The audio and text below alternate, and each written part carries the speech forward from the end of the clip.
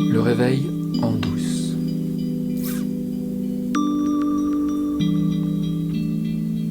Le réveil en douce. Le réveil en douce. Le réveil en douce. De quoi ça va parler ça, le réveil en douce? C'est ce que je vais essayer de vous expliquer dans ce premier épisode de ce podcast et de cette série de vidéos. De quoi on va parler? On va parler de réveil. Le réveil, on sait tous. Est-ce que je vais être inclusif? Ouais, je vais essayer quand même d'être inclusif. C'est drôle d'ailleurs, parce que depuis que j'ai pris conscience de l'inclusivité, j'ai de plus en plus de mal avec le français. Je trouve que le français est une langue sexiste. Bref. Pourquoi j'ai appelé ça comme ça? Alors, il va être question de réveil. Alors, c'est pas le réveil qui nous arrive tous les matins. C'est pas non plus l'objet, le réveil qui sonne et qui nous sort du sommeil. C'est pas non plus le réveil au sens réveillez-vous. Là, il faut se réveiller là. Vous voyez pas tous les problèmes qu'il y a dans le monde, vous voyez pas tout ce qui se passe, il faut se réveiller là. C'est pas non plus de ce réveil-là dont il va être question. Non, il va être question de quelque chose qui a plus à voir avec la traduction anglaise du mot awakening. Awakening, qui a, dans le contexte de la spiritualité, un sens particulier. Ça y est, j'ai dit spiritualité. Alors spiritualité, voilà un mot chargé, qui sent un peu fort la religion, pour certains. Et je préfère le déminer tout de suite parce que, oui, il va être question de spiritualité dans ce podcast, dans cette série de vidéos, mais on va vraiment parler de spiritualité à distance de toute idée religieuse, c'est-à-dire sans Dieu. On ne va pas essayer de croire à quelque chose, on ne va pas essayer de croire à quelque chose de nouveau, je ne viens pas vendre une nouvelle religion, non, pas du tout. Mais vraiment pas, vraiment pas. Et pourtant, j'en reviens à ce que je disais sur Awakening, il y a quelque chose de ça. Il y a quelque chose de... On vit dans une sorte de rêve et à un moment, on se réveille. Et le réveil, il peut être brutal. Dans ce cas-là, on parle plutôt, en anglais, de enlightenment. Quelqu'un est comme illuminé. Alors illuminé, encore un mot chargé, parce qu'en français, on sait ce que c'est que un ou une illuminée. En général, c'est assez péjoratif. C'est pas du tout quelqu'un qui est, entre guillemets, éclairé. Mais le réveil dont je vais parler, il a quelque chose à voir avec ça, avec l'idée que, tel que nous avons été tous et toutes élevés, pour la plupart d'entre nous dans la culture judéo-chrétienne, occidentale, pour d'autres dans la culture musulmane, mais on a tous été quand même plus ou moins élevés dans une certaine idée de qui nous sommes, de qu'est-ce que c'est que d'être un humain, de qu'est-ce que c'est que le sens de la vie.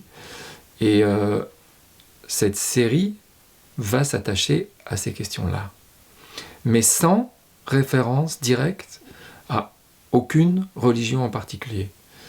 On va essayer de se réveiller, mais on va se réveiller en douce. Au début, j'avais pensé l'appeler le réveil en douceur, parce que j'aime la douceur. La douceur, c'est la valeur suprême pour moi. Il n'y a rien que je préfère à la douceur d'une voix, la douceur d'une peau, la douceur d'un tissu, la douceur d'une musique. J'aime ça. Moi, j'aime ça, la douceur. Je pense qu'il n'y a pas de valeur qui soit supérieure à la douceur. La bienveillance, la douceur, c'est deux valeurs qui sont pour moi fondamentales. J'essaye de les appliquer, j'essaye de me laisser traverser dans le quotidien par la douceur et par la bienveillance. J'y arrive pas toujours.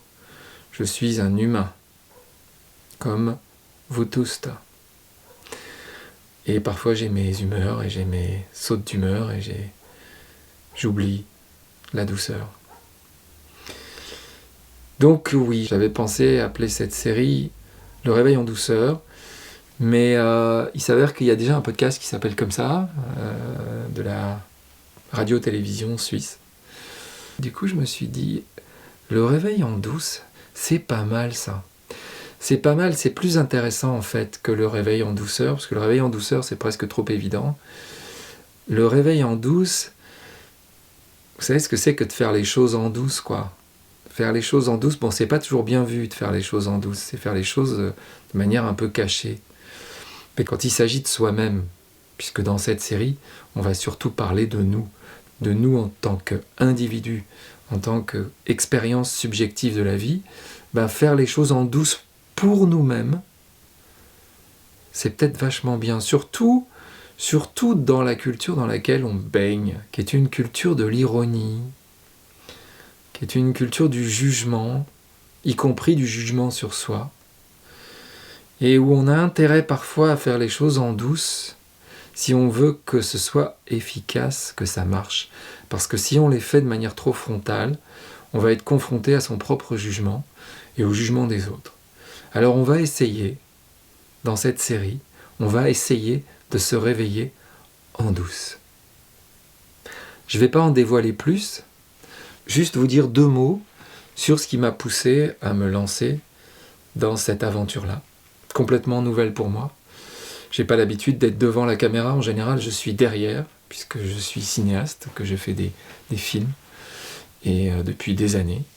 Et je fais aussi de la musique, donc c'est pas du tout habituel pour moi de me mettre devant une caméra et de me mettre en scène, comme je le fais aujourd'hui. Et je l'ai fait parce que ça fait 4 ans maintenant que j'ai commencé à découvrir des choses qui m'ont, je peux le dire, complètement transformé, enfin en tout cas ont transformé ma manière de voir l'existence, de voir la vie, de voir mon rapport aux autres.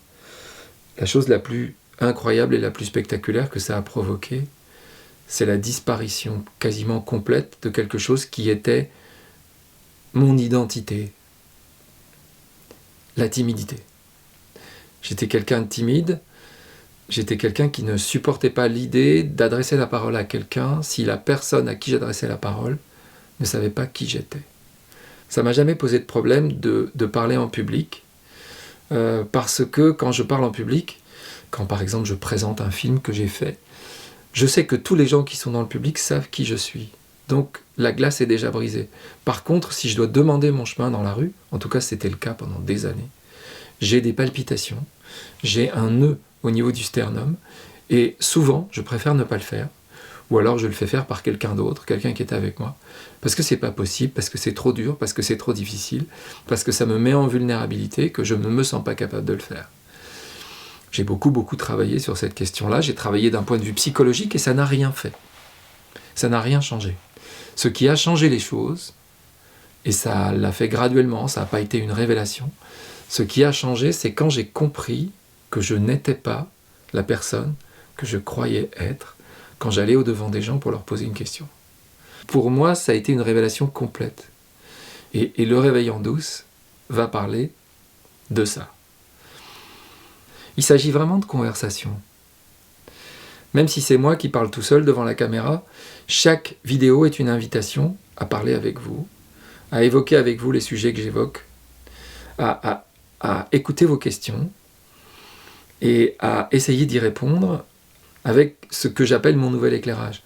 Si d'ores et déjà ça vous donne envie de converser avec moi, eh ben je vous invite à m'écrire tout simplement. Plus on sera de fous, plus on rigolera, parce que l'idée c'est quand même que ce soit le fun, cette affaire. À très vite.